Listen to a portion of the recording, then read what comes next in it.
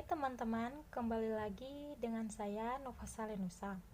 Di konten saya kali ini, saya ingin menjelaskan sedikit tentang strategi pembelajaran. Di mana strategi pembelajaran yang akan saya jelaskan yaitu strategi pembelajaran yang akan diterapkan di sekolah dasar. Ya teman-teman, perlu teman-teman ketahui, strategi pembelajaran adalah strategi atau suatu rencana atau metode dan perangkat aktivitas yang terencana untuk meraih tujuan pembelajaran. Definisi lain dari strategi pembelajaran yaitu suatu rencana rangkaian kegiatan yang pada pemakaian metode dan penggunaan akan semua sumber daya atau kekuatan demi adanya pembelajaran yang disusun untuk meraih tujuan tertentu. Ya teman-teman, strategi pembelajaran yang saya ingin gunakan yaitu strategi pembelajaran komparatif atau kelompok.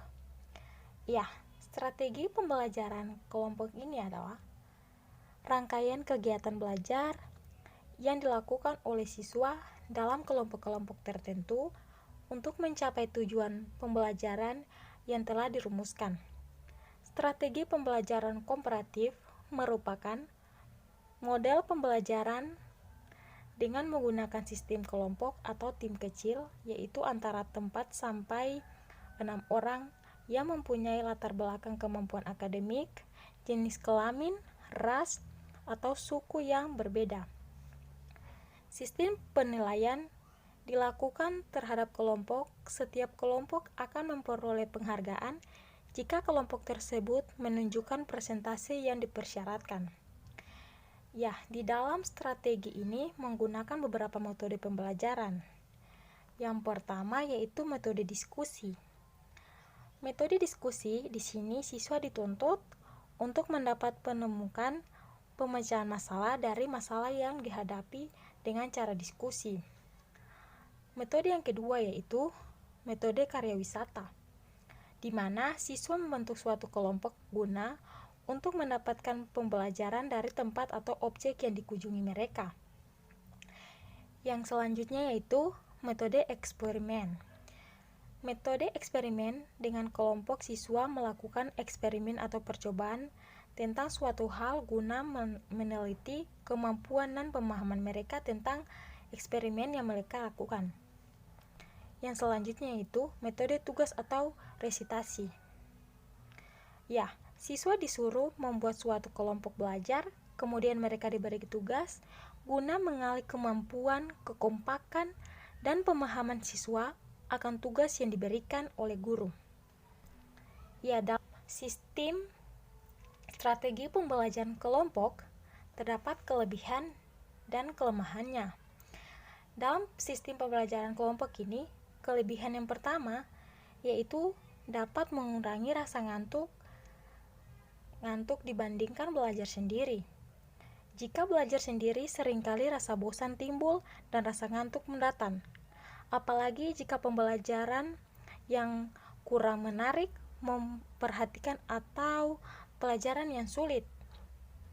Dengan belajar bersama, orang pun teman yang memaksa aktivitas dan belajar, demikian pula ada kesempatan untuk bercanda, untuk menghilangkan rasa bosan mereka.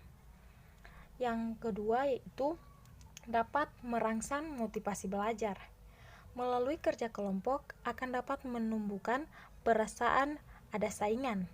Jika sudah menghabiskan waktu dan tenaga yang sama dan ternyata ada teman yang mendapat nilai lebih baik, akan timbul niat minger ya. Yang ketiga ada tempat bertanya. Kerja secara kelompok, maka tempat untuk bertanya dengan orang lain itu dapat mengoreksi kesalahan anggota kelompok. Belajar sendiri sering terbentuk pada masalah sulit, terutama jika pelajaran sejarah. Yang berikutnya, kesempatan melakukan resitasi oral. Kerja kelompok sering anggota kelompok harus berdiskusi dan menjelaskan suatu teori kepada teman belajar. Ini yang sangat baik untuk resitasi. Yang selanjutnya itulah kelemahan dari model pembelajaran kelompok. Yang pertama itu bisa menjadi tempat ngobrol atau gosip.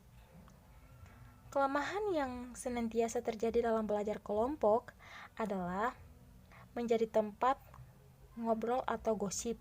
Hal ini terjadi jika anggota kelompok tidak mempunyai kedisiplinan dalam pembelajaran, seperti datang terlambat, ngobrol atau gosip membuat waktu berlalu begitu saja sehingga tujuan untuk belajar menjadi sia-sia.